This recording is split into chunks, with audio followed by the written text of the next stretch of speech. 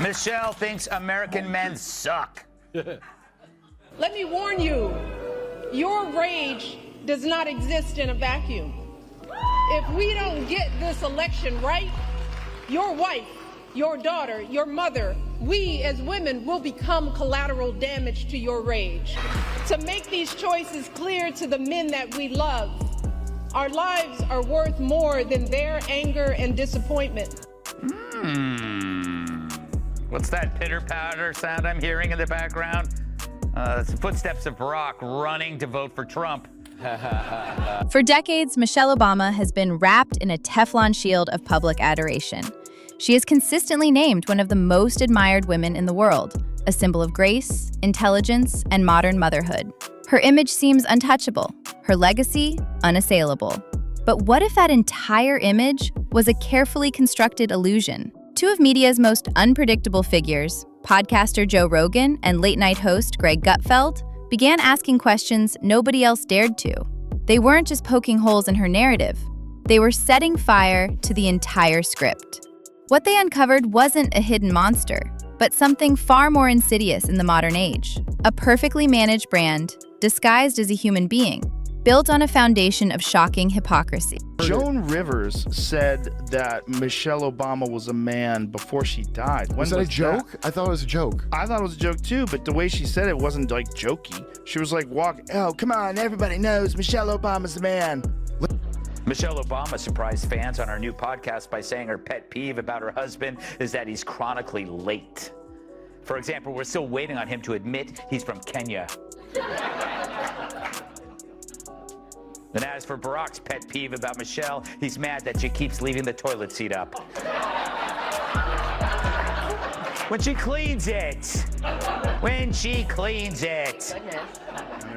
The first and most glaring crack in the facade is the disconnect between the gospel of relatability she preaches and the reality of the unimaginable wealth she lives in. Michelle Obama built her brand on being a down-to-earth mom from the South Side of Chicago, someone who understands the daily struggles of ordinary people. She tells stories of her humble beginnings and positions herself as a voice for the voiceless. But as Joe Rogan has repeatedly pointed out, this narrative shatters when you look at her life today. The Obamas didn't just leave the White House. They ascended into a new stratosphere of the global elite. They inked production deals with Netflix and Spotify, rumored to be worth tens of millions of dollars.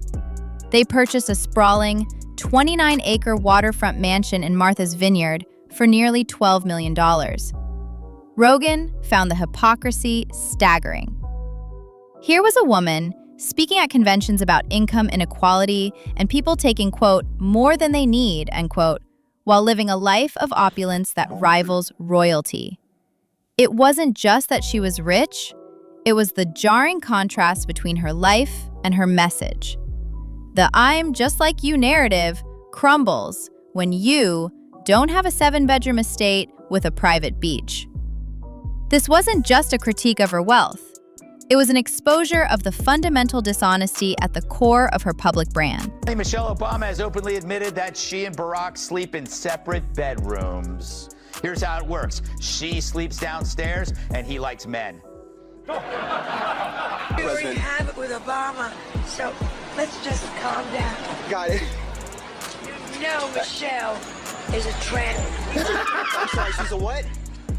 a transgender. We all know. Oh my gosh. That's pretty funny how she said it. Okay, But long before the 9-figure deals, the public got its first taste of Michelle's top-down sanctimony during the Great School Lunch War. Her signature initiative, the Healthy Hunger-Free Kids Act, was meant to be her crowning achievement. Instead, it became a national punchline and a public relations disaster. The program enforced strict calorie, fat, and sodium limits on school meals across America. The result? A culinary apocalypse in cafeterias nationwide. Students began posting pictures of their pathetic meals online with the sarcastic hashtag, "Thanks Michelle Obama." The images went viral. A single lonely chicken nugget on a plastic tray, a scoop of mystery lentil mush, and wilted spinach that looked like it had given up on life. Gutfeld and his panel on Fox News treated it like a daily comedy routine, mocking the absurdity of a first lady waging a war on flavor from the ivory tower of the White House. To them, it wasn't a health plan. It was a war crime on taste buds. This initiative revealed a profound disconnect. While Michelle lectured the nation on nutrition, she was hosting lavish state dinners with gourmet food. The incident exposed a condescending attitude that assumed she knew what was best for everyone else's children, and it left a bitter taste in the mouths of millions, both literally and figuratively. It was the first time the public saw her not as an inspirational leader, but as an out-of-touch nanny. So, president dies, everyone in the world shows up, and she doesn't break her vacation? It's not like she doesn't have access to a jet. Something is going on. Let's speculate. Yes, please. It's either surgery. Oh. That was my least controversial thing. Depends what kind of surgery. She will not sit close to the dictator. And by that, I don't mean Hillary, I mean Donald Trump. Or there's trouble in paradise between Barack and Michelle. I've heard things, I'm not going to substantiate that by repeating these rumors on national TV like I just did. But I'm just saying it's very odd that she's not there. Yeah, we should ask Mike.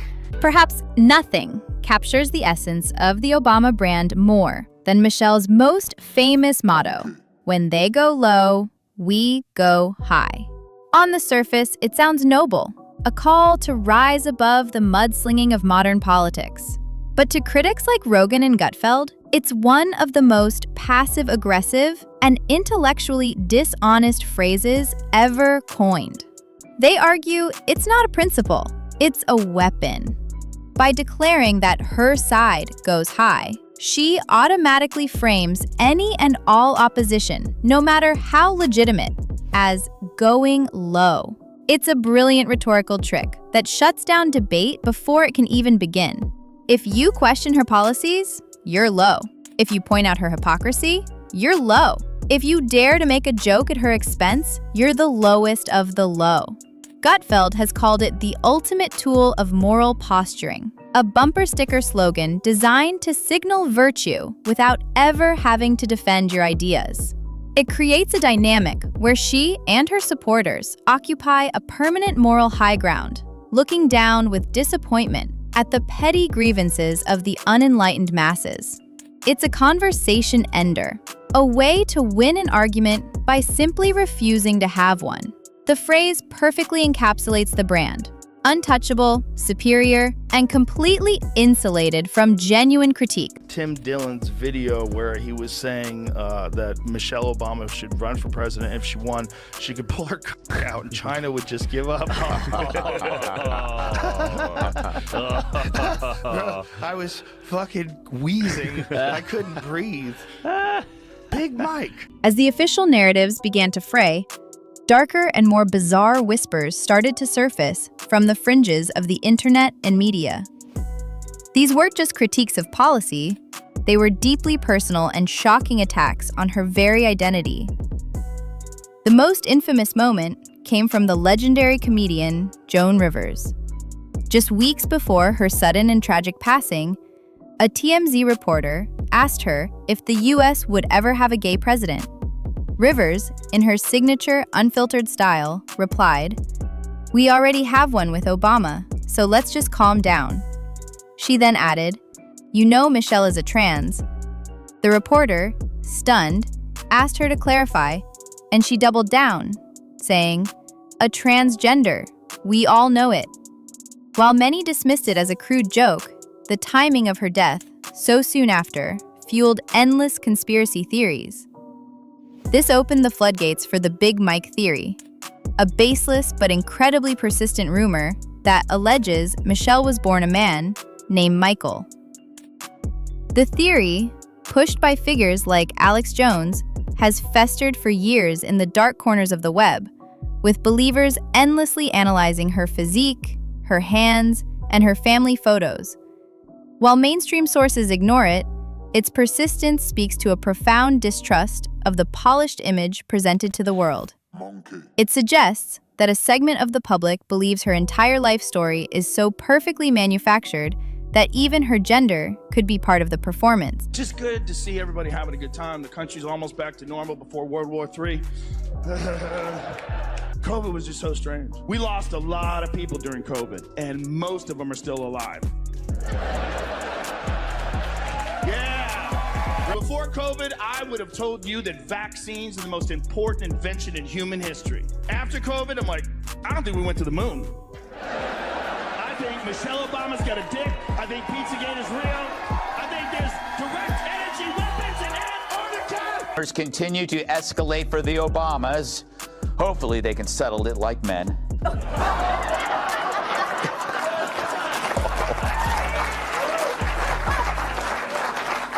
And let's be honest, Michelle Obama's greatest skill. This leads directly to the core of Rogan and Gutfeld's unified critique. Michelle Obama is not a person in the public sphere, but a product. She is the CEO of Michelle Obama, Inc., and every move she makes is a calculated part of a long-term marketing strategy. Think about her public appearances. The lighting is always soft and ethereal, as if she's permanently bathed in a divine glow. Her laughs, as Rogan has pointed out, often feel perfectly timed and rehearsed, designed for the slow-motion recap. Her speeches are filled with inspirational poster slogans about finding your voice and telling your truth, yet they are notoriously light on actual substance. Gutfeld has relentlessly mocked her book tours and Netflix documentary, Becoming, as exercises in pure narcissism. He described it as a spiritual journey through her own ego, a soft-focused spectacle of her walking dramatically through crowds of adoring fans like a modern-day messiah. The entire production is less an autobiography and more a lifestyle brand launch. Every element is curated, every anecdote polished, every challenge conveniently overcome to provide a teachable moment. It's the performance of authenticity, and it's so flawless that it becomes completely inauthentic. She's selling a feeling, an aspiration, a brand of enlightened living that you too can achieve if you just buy the book, watch the special, and listen to the podcast. Even if they run Michelle. According to a new poll, Michelle Obama isn't as strong a Democratic candidate against former President Donald Trump as many Dems would have you believe. In a hypothetical matchup, my favorite kind, Trump wins with 47% of the vote compared to Michelle Obama's 44%. I guess some of the kids whose school lunches she ruined are finally old enough to vote. Remember that? And what? With the public facade under such scrutiny, it was only a matter of time before commentators started looking for cracks in her personal life. Greg Gutfeld, never one to shy away from gossip, began to openly speculate about the state of the Obamas' marriage.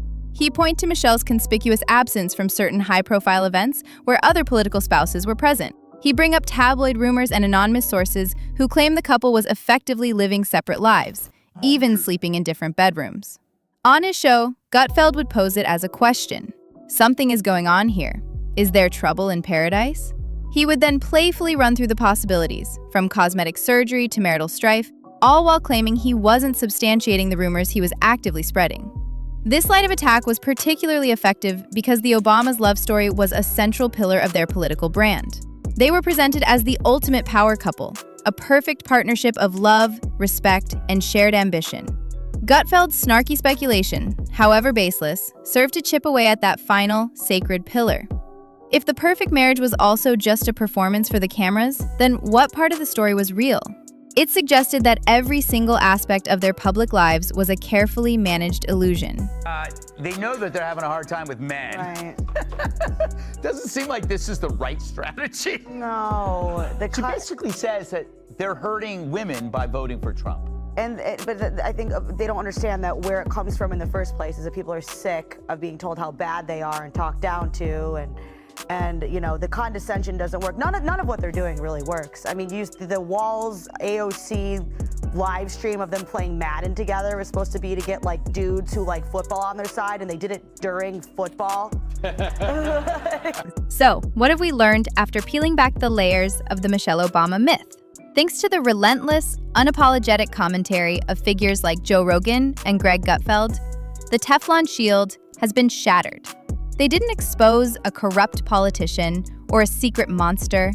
They revealed something far more relevant to our hyper-mediated world: an empress of filtered authenticity. She is the queen of curated struggle, the high priestess of empowerment buzzwords, and the first lady of a lifestyle brand. Her entire public identity is a masterclass in marketing. A product so polished, so focus grouped, and so relentlessly positive that it feels completely hollow. She preaches humility from mansions, sells relatability for millions, and champions unity while building a brand on a foundation of moral superiority. If she were to release another book, it would no doubt be called Still Becoming: The Journey to Journeying, featuring 300 pages of sunrise metaphors and a low-calorie dressing recipe that tastes faintly of regret. In the end, the most shocking revelation is that there is no revelation. There's only the brand, and when they go low, she goes high. But she'll be sure to charge you for the altitude on the way up. None of what they're doing really works. I mean, the Walls AOC live stream of them playing Madden together was supposed to be to get like dudes who like football on their side, and they did it during football. Like, who's consulting them on this stuff? Yeah. It's a woman, probably, also. It's a gay man. If you enjoyed the video, don't forget to hit that like button. And if you're new here, make sure to subscribe for your daily dose of celebrity buzz. Tap the bell so you never miss a moment in the world of stars and scandals. Got a favorite celeb or a story you want us to cover next? Drop it in the comments. We're always watching. Thanks for watching CelebScope, where the spotlight never fades.